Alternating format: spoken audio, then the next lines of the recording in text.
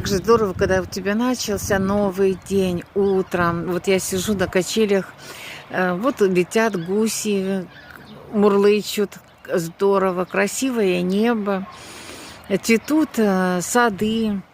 А ты сидишь просто, отдыхаешь, потому что ты уже на заслуженном отдыхе. Я уже пенсионерка. Пенсию мне дают постоянно, каждый месяц. Но я еще больше, чем 1,5 года тому назад, вот в августе будет 2 года, как я нашла дополнительный доход, который я веду дома, сидя дома, с телефоном в руках, общаюсь с людьми, потому что моя работа заключается только в том, чтобы... Давай поговорим, называется бизнес, а компания называется «Быть свободной». И вот я совмещаю приятное с полезным. Если тебе еще будет интересно, и ты еще не нашел себе подходящее какое-то занятие, поверьте, это занятие. Занятость – это самый хороший рецепт от тех недугов наших, от нашего одиночества.